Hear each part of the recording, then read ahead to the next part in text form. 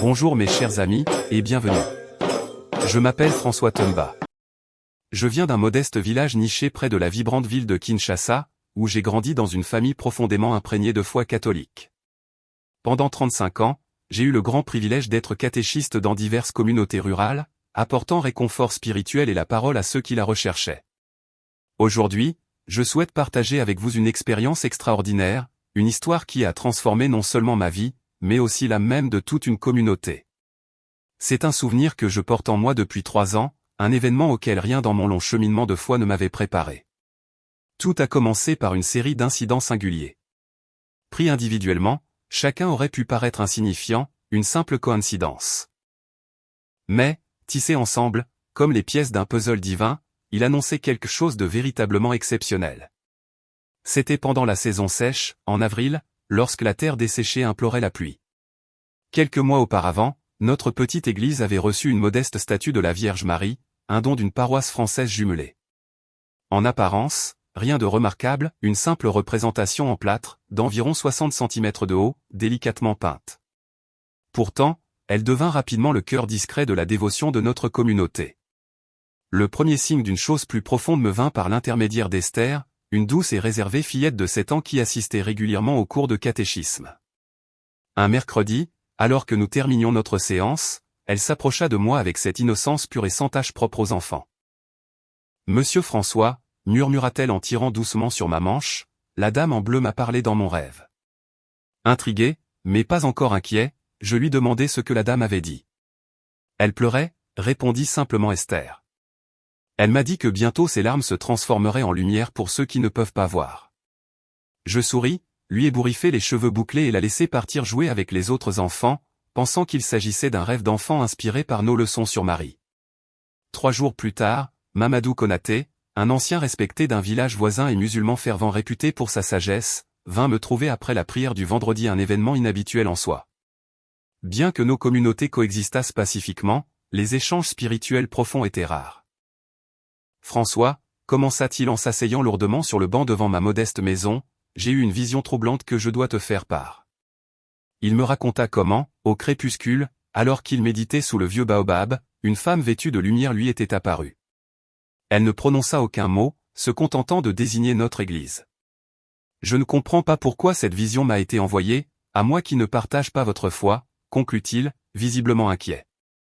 Mais je sens qu'un événement important se prépare dans votre sanctuaire. Cette fois, ma curiosité s'intensifia. Esther rêvant de la Vierge était une chose, un musulman sage ayant une vision similaire, cependant, dépassait la simple coïncidence.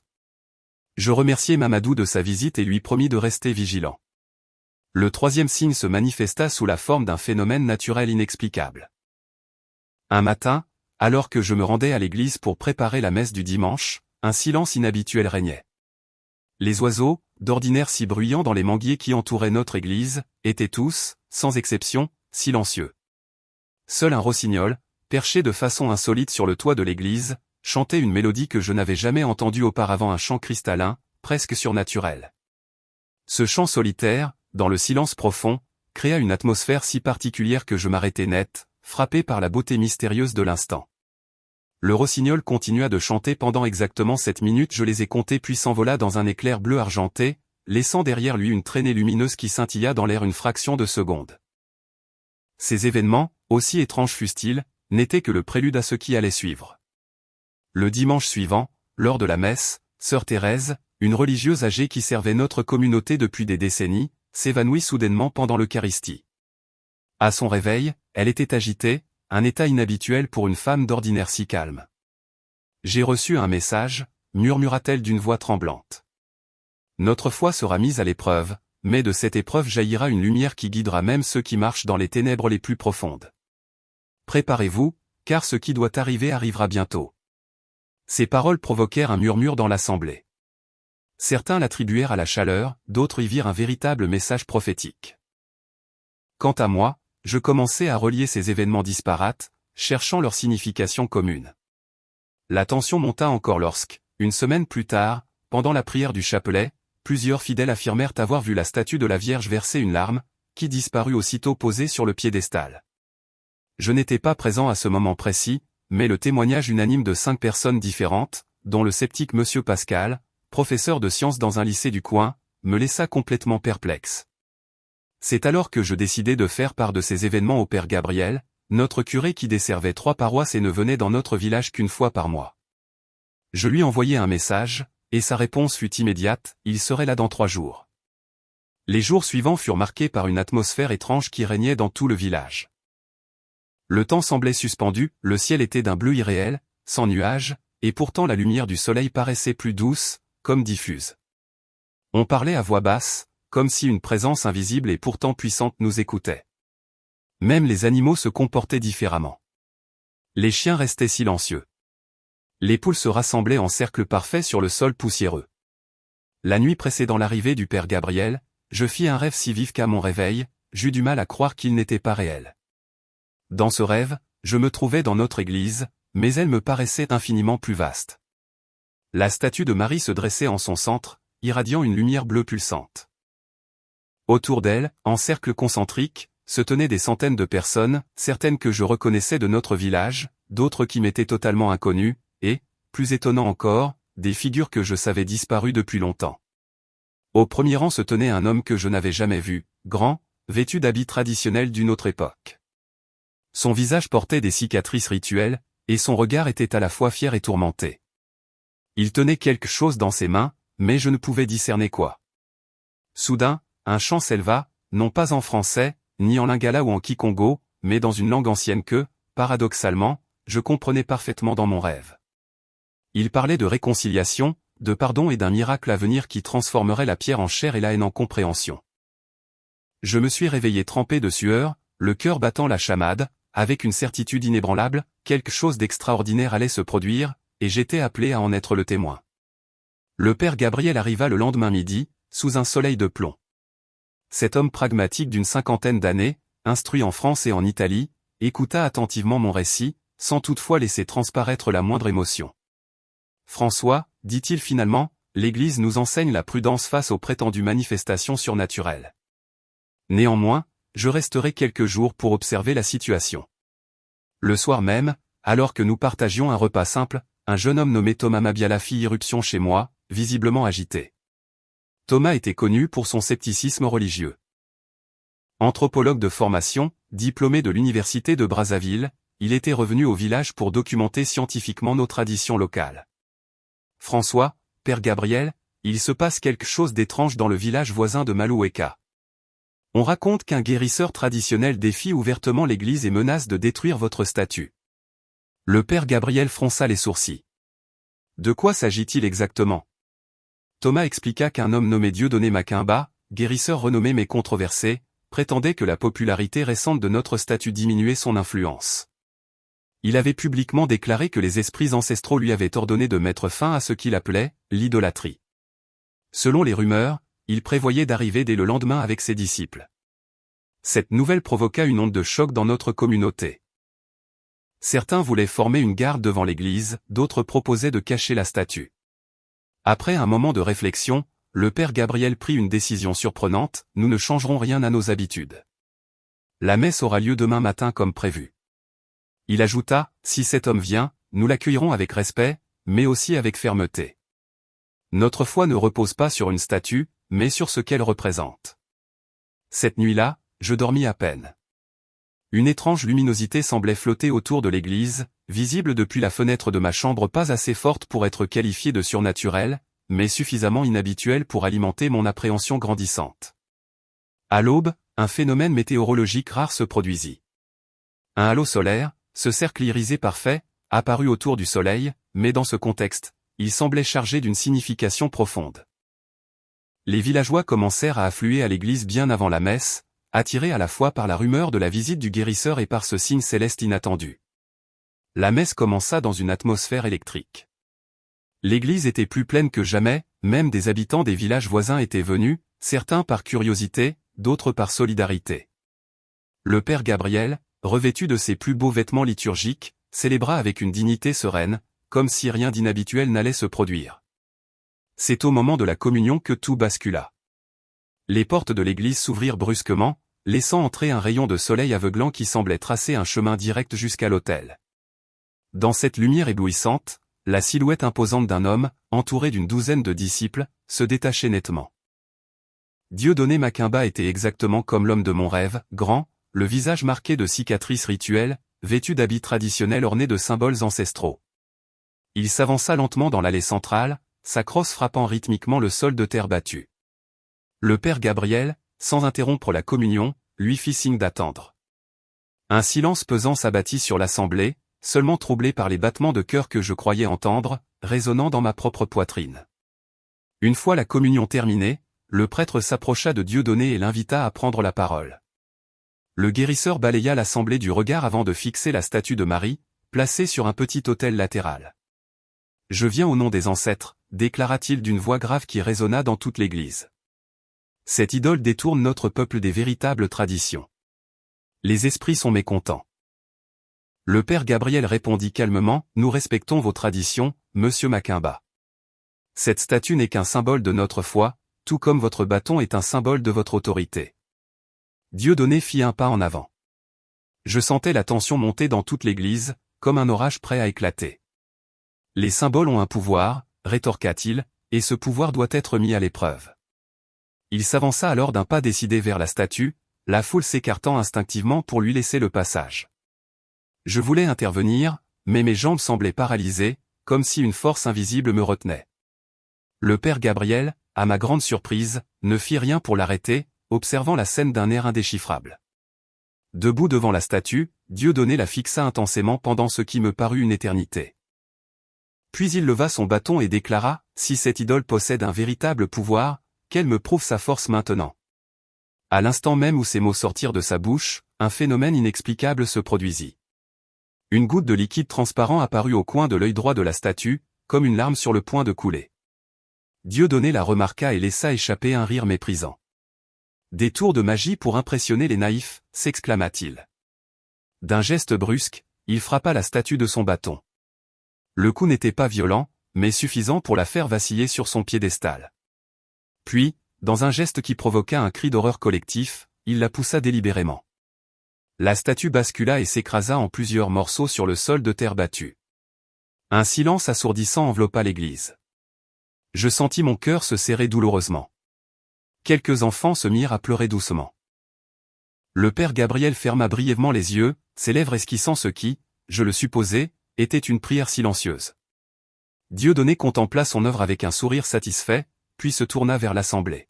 « Vous voyez, ce n'était que du plâtre et de la peinture. Vos prières. » Il ne termina pas sa phrase. Un murmure d'étonnement parcourut l'assemblée tandis que tous les regards se fixaient sur les fragments brisés de la statue. Je n'en croyais pas mes yeux. Les fragments de plâtre éparpillés sur le sol commencèrent à émettre une douce lumière bleutée, d'abord presque imperceptible, puis de plus en plus intense. L'air de l'église sembla soudain chargé d'électricité. Une légère brise, inexplicable dans ce bâtiment désormais clos, faisait vaciller les flammes des bougies. Je sentis une étrange chaleur m'envelopper, partant des pieds et remontant lentement jusqu'à la tête, comme si j'étais immergé dans une vague apaisante et réconfortante. Dieudonné Makimba demeura figé, son expression passant de la satisfaction à l'incrédulité, puis à une sorte de peur primale. Il fixait les fragments de la statue, qui continuaient de luire avec une intensité croissante. « Que se passe-t-il » murmura quelqu'un derrière moi. Personne ne put répondre, car ce qui se déroulait sous nos yeux défiait toute explication rationnelle. La lumière émanant des fragments semblait maintenant pulser au rythme d'un cœur invisible, créant des vagues lumineuses qui se propageaient dans l'église comme des ondulations sur un lac tranquille. Je savais, au plus profond de moi-même, que j'assistais à un événement extraordinaire, qui dépassait tout ce que j'avais vécu durant mes longues années de service à l'église.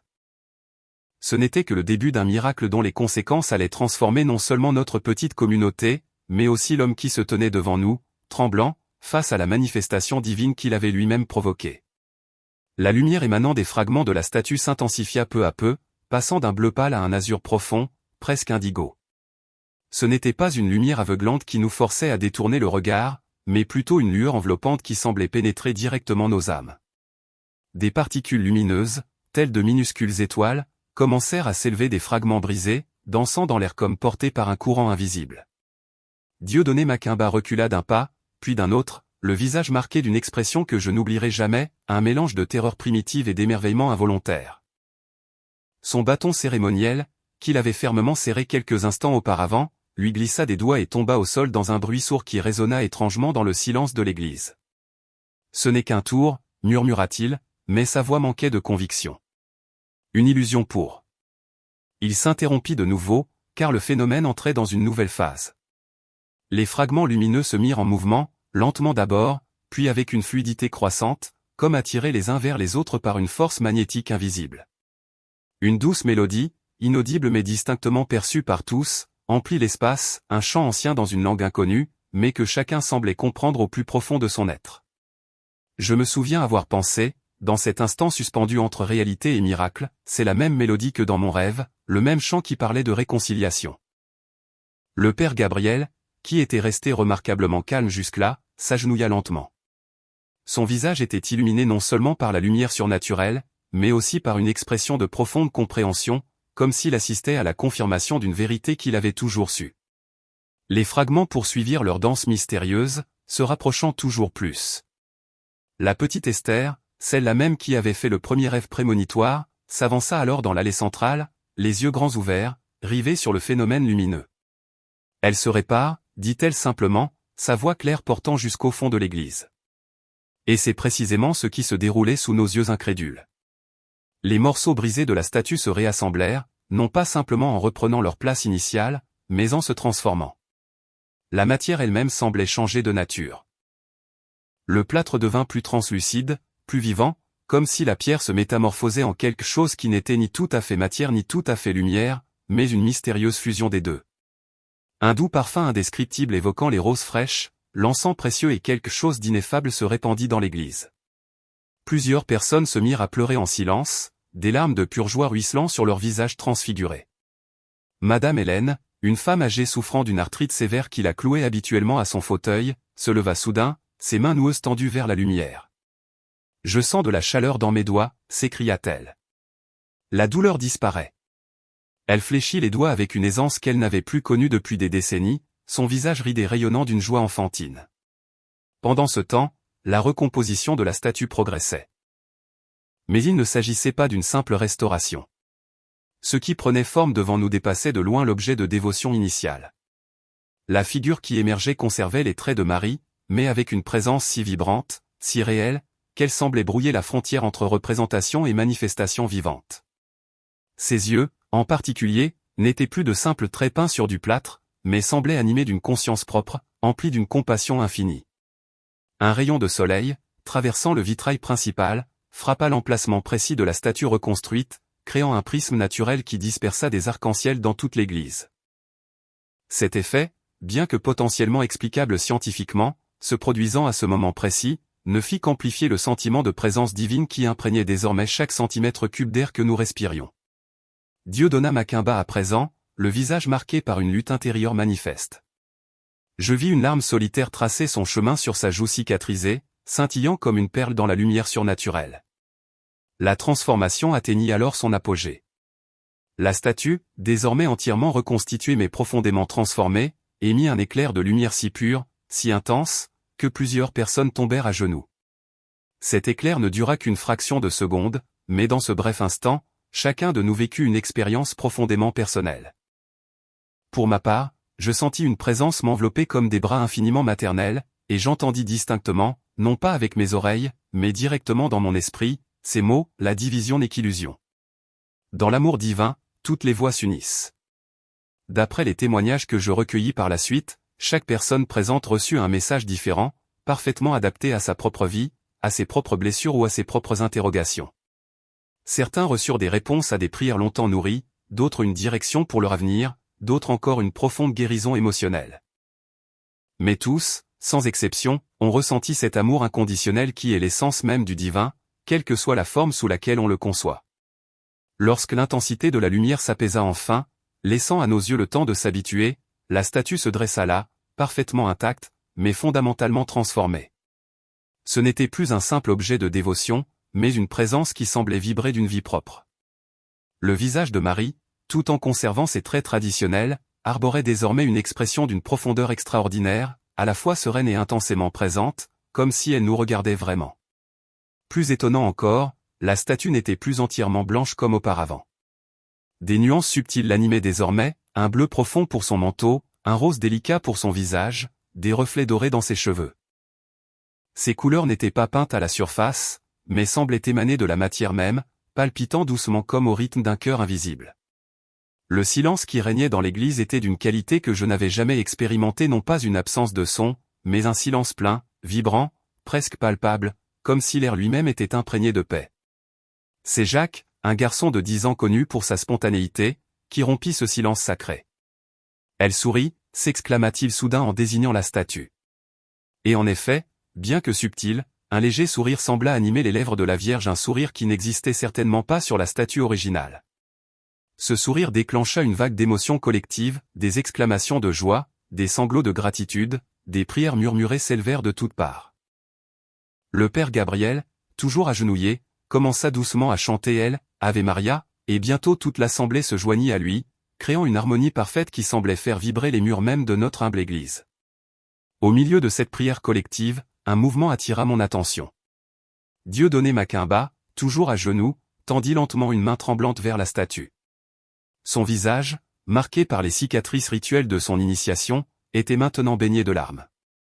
Lorsque ses doigts touchèrent le piédestal de la statue, un frisson parcourut son corps puissant, comme traversé par un courant électrique bienfaisant. « Je vois » murmura-t-il, la voix brisée par l'émotion. « Je vois maintenant. » Ce qui suivit reste gravé dans ma mémoire comme l'un des moments les plus marquants de cette expérience miraculeuse. Dieudonné se redressa lentement, se tourna vers l'assemblée et, d'une voix forte mais humble, déclara « J'ai consacré ma vie à rechercher la puissance des esprits à travers nos traditions ancestrales. J'ai appris les secrets des plantes et des pierres. J'ai communiqué avec les ancêtres. Mais aujourd'hui, j'ai rencontré une puissance inconnue. Non pas une puissance de domination, mais une puissance d'amour qui transcende tout ce que j'ai connu. » Un murmure d'étonnement parcourut l'assemblée. Voir cet homme redouté, ce farouche gardien des traditions ancestrales, s'incliner devant une manifestation chrétienne, dépassait l'entendement de tous. Dieudonné poursuivit, s'adressant maintenant directement au père Gabriel, « Je suis venu pour détruire, mais j'ai été transformé. Je demande pardon pour mon arrogance et ma violence. » Le père Gabriel se leva et, dans un geste d'une puissance symbolique extraordinaire, ouvrit les bras et embrassa Dieudonné. « Dans la maison de Dieu, il y a de nombreuses demeures, dit-il simplement. Tu as toujours été le bienvenu ici, mon frère. » Cette réconciliation entre deux traditions spirituelles que tout semblait opposer a suscité une nouvelle vague d'émerveillement parmi les fidèles. Plus qu'un simple miracle matériel, nous assistions à la guérison des divisions spirituelles qui avaient marqué notre région pendant des générations. Le phénomène lumineux, qui s'était quelque peu estompé, connut alors une résurgence. Un halo doré entourait les deux hommes enlacés, puis s'étendit progressivement pour envelopper toute l'assemblée. Je sentis une chaleur bienveillante imprégner chaque cellule de mon corps, accompagnée d'une extraordinaire sensation de légèreté, comme si la gravité elle-même avait momentanément suspendu ses lois. Autour de moi, les visages s'illuminèrent un à un, non seulement par le reflet de cette lumière surnaturelle, mais aussi par une transformation intérieure visible. C'était comme si chaque personne présente était momentanément libérée de ses fardeaux, de ses peurs, de ses préjugés, pour accéder à sa version la plus pure. J'aperçus Mamadou Konaté, le sage musulman qui avait eu l'une des premières visions, debout au fond de l'église. Il n'avait pas prononcé un mot, mais son visage rayonnait d'une compréhension tranquille, comme s'il assistait simplement à la confirmation d'une vérité qu'il avait toujours su, au-delà des différences de croyance. La petite Esther, qui était restée près de la statue pendant toute la manifestation, se mit soudain à chanter. Non pas un cantique que nous lui avions appris, mais une mélodie inconnue d'une beauté envoûtante, dans une langue que personne ne reconnaissait.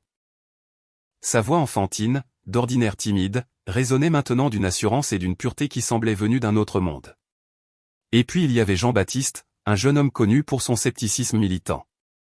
Diplômé en sciences, il avait souvent débattu avec moi, remettant en question la foi par des arguments rationnels et bien construits. Il restait immobile, les yeux fixés sur la statue transformée, le visage marqué par un intense combat intérieur.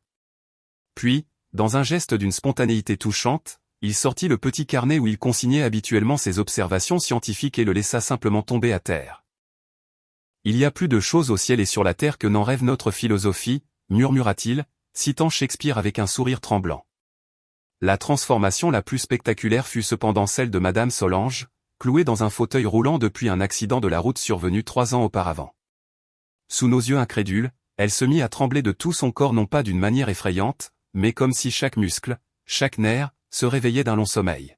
« Je sens mes jambes » s'écria-t-elle. « Je les sens à nouveau. » Avec une lenteur prudente, elle posa les pieds au sol et, s'appuyant sur les accoudoirs de son fauteuil roulant, tenta de se lever. Son mari, Monsieur André, accourut pour la soutenir, mais elle le repoussa d'un geste. « Laissez-moi essayer seule, » dit-elle avec une détermination tranquille. Dans un silence absolu, toute l'assemblée retint son souffle tandis que Madame Solange se redressait peu à peu. Ses jambes tremblaient visiblement sous l'effort, puis, un pas hésitant, puis un autre. Et soudain, comme si une dernière barrière invisible s'était effondrée, elle marcha d'un pas de plus en plus assuré vers la statue, où elle tomba à genoux, sanglotant de gratitude. Cette guérison déclencha une vague de joie collective qui se propagea comme une traînée de poudre dans l'assemblée. Des acclamations, des louanges et des larmes de joie jaillirent de toutes parts. Le père Gabriel, visiblement ému mais conservant son calme pastoral, commença à chanter le Magnificat, ce cantique marial qui célèbre comment Dieu relève les humbles et rassasie les affamés. La lumière surnaturelle qui avait baigné l'église durant ce miracle se concentra de nouveau autour de la statue. Les couleurs qui l'animaient s'intensifièrent un instant, puis, dans un ultime éclat d'une infinie douceur, semblèrent s'imprégner en elle, ne laissant derrière elle qu'une statue qui, bien que retrouvant une apparence plus normale, conservait une présence indéfinissable. Le miracle semblait s'être achevé, mais son impact sur nous tous ne faisait que commencer. Je regardais autour de moi et vis une assemblée transformée, non seulement par ce qu'elle avait vu, mais aussi par ce qu'elle avait ressenti au plus profond d'elle-même. C'était comme si les couches d'habitude, de préjugés et de peurs accumulées au fil des ans avaient été délicatement ôtées, révélant l'essence pure de chaque âme. Dieu donna Macumba à présent aux côtés du père Gabriel. Leurs divergences fondamentales persistaient, mais étaient désormais transcendées par une compréhension mutuelle nouvelle. Le guérisseur traditionnel ramassa son bâton rituel, qu'il avait laissé tomber au début du miracle, et, dans un geste d'une puissance symbolique extraordinaire, le déposa au pied de la statue. « Je ne renie pas la sagesse de nos ancêtres, dit-il d'une voix forte qui porta jusqu'au fond de l'église. Mais aujourd'hui, j'ai appris que cette sagesse n'est qu'un chemin parmi d'autres menant à la même vérité ultime. L'amour divin se manifeste de 1000 façons, et j'ai été arrogant de croire que ma voix était la seule. » Ces paroles, prononcées par un homme qui avait consacré sa vie à la préservation exclusive des traditions ancestrales, marquèrent pour beaucoup d'entre nous le véritable miracle de ce jour. Non pas tant la transformation physique de la statue ou les guérisons corporelles, mais cette réconciliation spirituelle qui promettait de panser des divisions bien plus profondes que n'importe quelle blessure physique. Le père Gabriel, avec sa sagesse pastorale, saisit toute la portée de l'instant.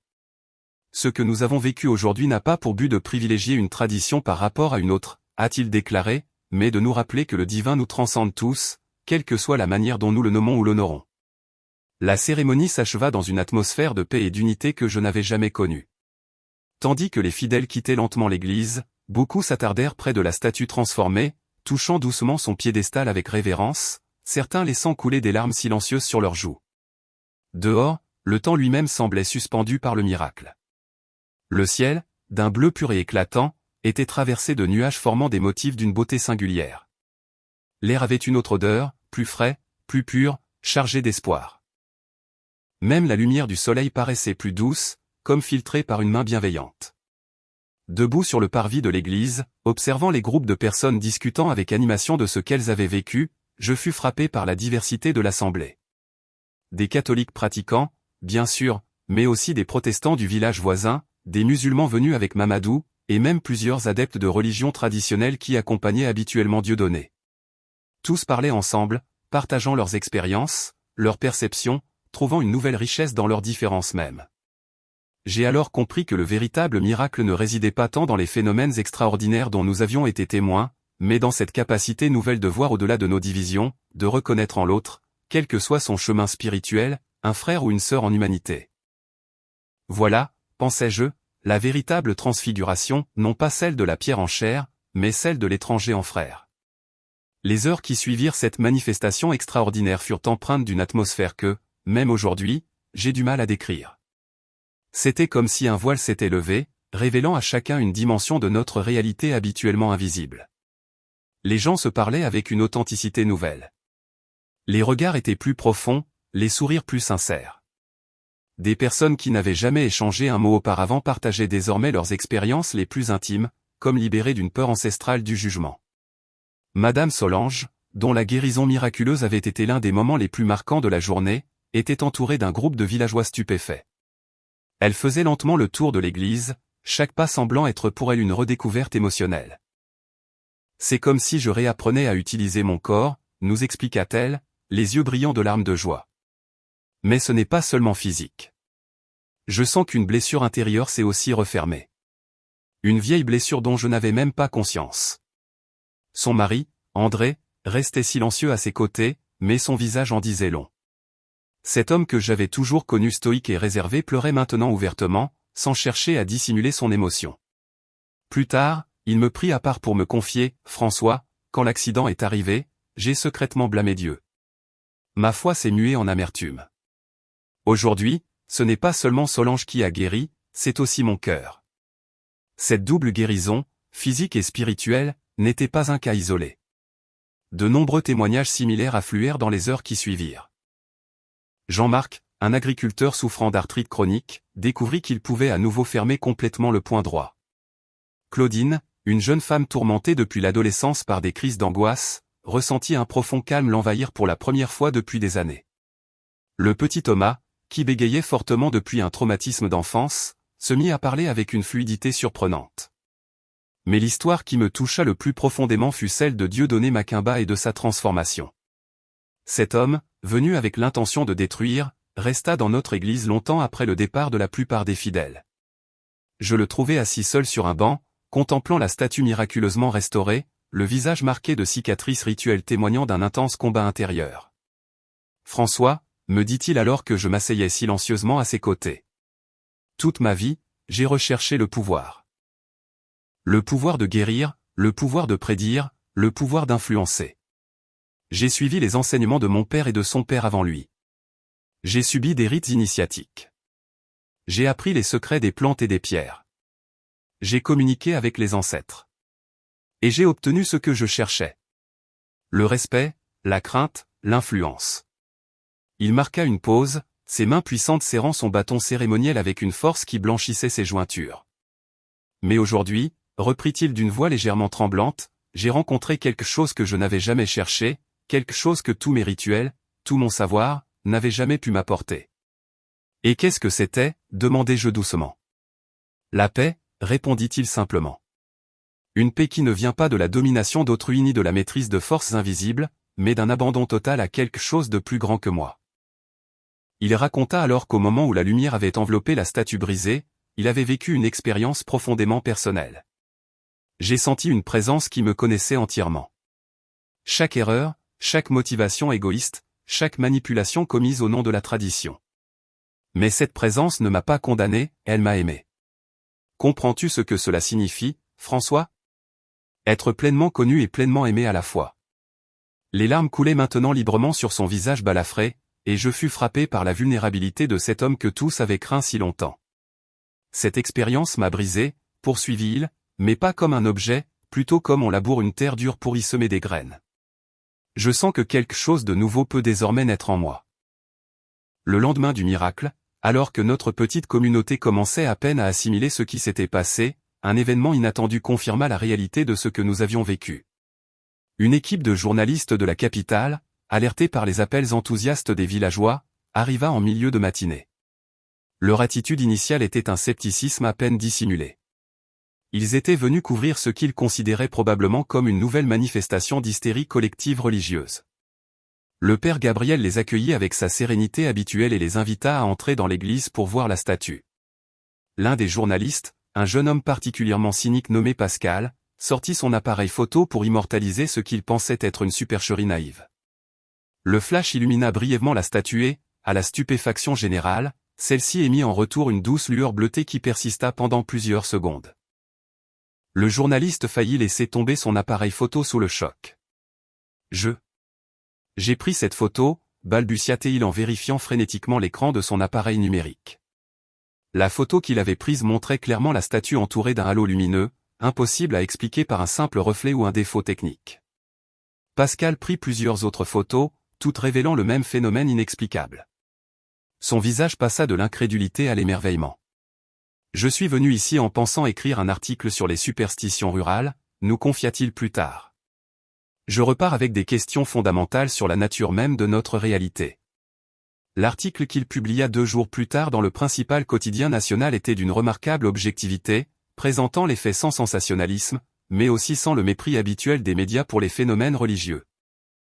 Il comprenait des témoignages de plusieurs personnes guéries, dont Madame Solange, ainsi que des interviews du père Gabriel et, plus surprenant encore, de Dieudonné Macumba lui-même, qui confirma publiquement sa transformation. Cet article a suscité un vif intérêt pour notre petite église rurale. Dans les semaines qui suivirent, des visiteurs affluèrent de toute la région. Certains par simple curiosité, d'autres avec un espoir sincère de guérison ou de renouveau spirituel. Théologiens, scientifiques, représentants d'autres confessions vinrent observer le phénomène, chacun repartant avec ses propres conclusions, mais tous profondément impressionnés par l'atmosphère de paix authentique qui régnait dans notre communauté. Face à cet afflux soudain, le père Gabriel fit preuve d'une sagesse remarquable. Il refusa catégoriquement de transformer notre église en un lieu de pèlerinage et insista pour maintenir le programme habituel des messes et des offices. Ce qui s'est passé ici n'est pas destiné à devenir un spectacle, expliqua-t-il patiemment aux visiteurs déçus de ne pas assister à de nouvelles manifestations extraordinaires. Le véritable miracle ne réside pas dans les phénomènes spectaculaires, mais dans la transformation des cœurs. Cette attitude modérée attira l'attention des autorités ecclésiastiques. 1 mois après l'événement, l'évêque diocésain visita personnellement notre paroisse. Homme d'une grande érudition théologique, et d'une prudence naturelle face aux manifestations surnaturelles, il consacra une journée entière à interroger des témoins, à examiner la statue et à observer notre communauté. À la fin de sa visite, il célébra une messe solennelle au cours de laquelle il prononça ces paroles mémorables, « L'Église nous enseigne la prudence face aux miracles. Cette prudence n'est pas du scepticisme, mais la reconnaissance humble que les voies divines dépassent notre entendement. Ce que j'ai vu ici aujourd'hui, moins dans la statue elle-même que dans l'unité et l'amour qui émanent de cette communauté, porte les authentiques fruits de l'esprit.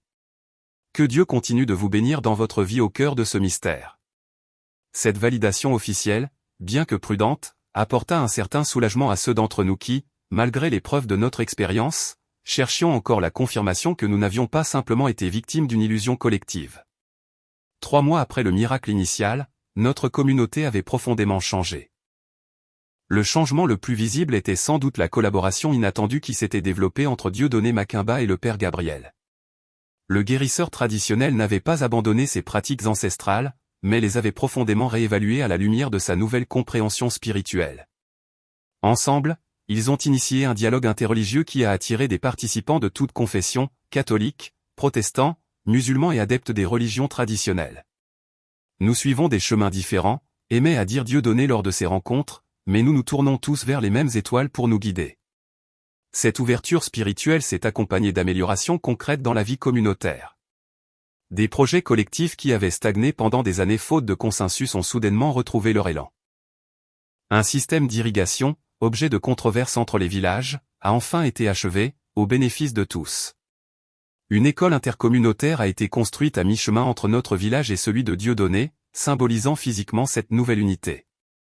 Madame Solange, dont la guérison s'était maintenue sans aucune régression, consacrait désormais son temps à visiter les malades et les personnes âgées isolées, partageant avec elle non seulement le récit de sa guérison, mais aussi cette présence apaisante qu'elle semblait avoir apportée de son expérience miraculeuse. Quant à la statue elle-même, elle continuait d'émettre par moments une douce lumière, généralement lors de moments de prière intense ou lorsqu'une personne en grande détresse spirituelle venait prier devant elle. Ces manifestations, bien que moins spectaculaires que le miracle initial, nous rappelaient constamment la réalité de ce que nous avions vécu. 6 mois après les faits, un neurologue renommé de l'université de la capitale vint examiner Madame Solange. Après de nombreux examens, il confirma ce que nous savions déjà, sa guérison défiait toute explication médicale conventionnelle. Les lésions de sa moelle épinière, documentées par de nombreux IRM antérieurs, semblaient s'être régénérées d'une manière que la médecine moderne ne pouvait expliquer. En tant que médecin et scientifique, je ne peux pas officiellement employer le terme de miracle, nous confia-t-il. Mais en tant qu'être humain, je ne trouve pas d'autres mots qui conviennent. Le cas de Jean-Baptiste, le jeune scientifique sceptique, illustrait peut-être le mieux la profondeur de la transformation vécue par beaucoup. Il n'avait pas abandonné sa formation scientifique ni son approche rationnelle du monde, mais avait intégré une nouvelle ouverture au mystère. J'ai réalisé que le matérialisme scientifique que j'avais adopté était en réalité une prison conceptuelle, m'expliqua-t-il un jour, alors que nous marchions près de l'église. Je pensais qu'accepter uniquement ce qui pouvait être mesuré et quantifié était la marque d'un esprit rigoureux. Maintenant, je vois que c'était plutôt le signe d'une imagination appauvrie. Il entreprit des études théologiques en parallèle de ses recherches scientifiques, non pas tant pour devenir religieux au sens conventionnel du terme, mais pour explorer ce qu'il appelait l'espace fertile entre la raison et le mystère. Un an jour pour jour après le miracle, nous avons organisé une cérémonie commémorative qui a rassemblé non seulement notre communauté élargie, mais aussi des visiteurs venus de loin pour participer à cette célébration. L'évêque lui-même a présidé la messe, assisté du Père Gabriel. Dieudonné Makimba y a également participé, non pas en simple observateur, mais en acteur de la célébration, lisant un passage de l'Évangile avec une dignité sereine qui a impressionné tous les présents.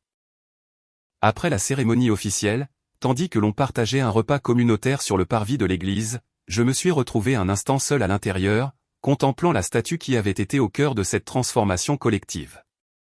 Elle brillait doucement dans la pénombre, non pas d'une lumière éblouissante, mais d'une luminescence paisible qui semblait palpiter doucement comme un cœur silencieux. J'ai repensé à tout ce que nous avions vécu, au profond changement qui s'était opéré dans tant de vies, y compris la mienne. Je me suis souvenu des mots que j'avais entendus intérieurement au point culminant du miracle, la division n'est qu'illusion. Dans l'amour divin, toutes les voix s'unissent.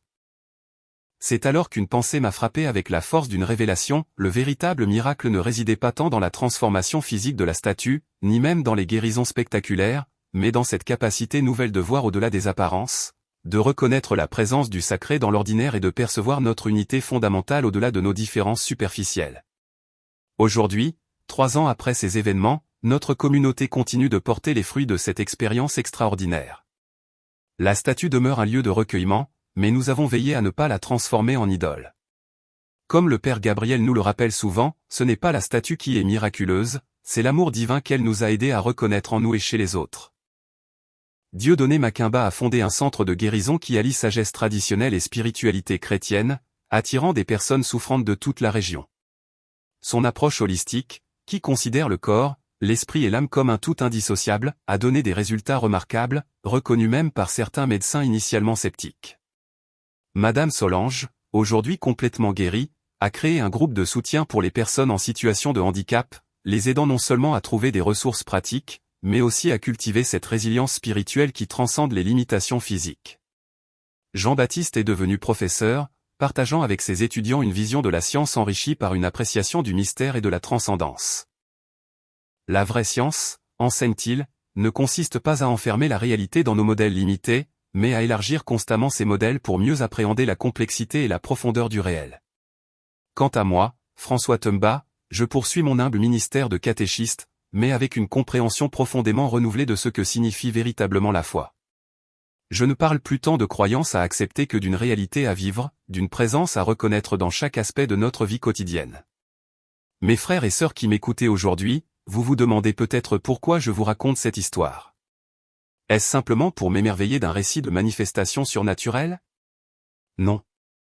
Je la partage car je crois profondément que ce que nous avons vécu dans notre petit village africain n'était pas destiné à rester confiné à notre communauté ou à notre époque. Le divin n'accomplit pas de miracle simplement pour impressionner ou suspendre momentanément les lois de la nature. Chaque manifestation extraordinaire est une invitation, une porte ouverte sur une perception plus profonde de la réalité qui nous entoure constamment. Réfléchissez-y. Et si le véritable miracle n'était pas que la statue se soit reconstruite sous nos yeux, mais que nos cœurs et nos esprits aient pu se reconstruire après avoir été brisés par la souffrance, le doute ou la division? Et si la véritable guérison miraculeuse ne concernait pas tant les corps physiques, mais les relations brisées, les communautés divisées, les âmes isolées dans leur douleur? Mon frère, ma sœur, qui m'écoutez, quel est votre statut brisé? Quelle relation fracturée? Quel espoir abandonné? Quelle foi ébranlée? Que attend en vous sa restauration miraculeuse? Si Dieu a pu transformer un acte de destruction en une source de guérison et d'unité dans notre village reculé, que pourrait-il faire dans votre vie, votre famille, votre communauté? Le miracle que je vous ai décrit n'appartient pas au passé. Il attend de se manifester de façon unique et personnelle dans chacune de vos vies. pas nécessairement par des manifestations spectaculaires de lumière surnaturelle, mais peut-être dans ce moment de pardon que vous pensiez impossible, dans cette guérison intérieure que vous n'osiez plus espérer, dans cette réconciliation que vous croyiez à jamais hors de portée. Souvenez-vous des paroles que tant d'entre nous ont entendues ce jour-là, la division n'est qu'illusion.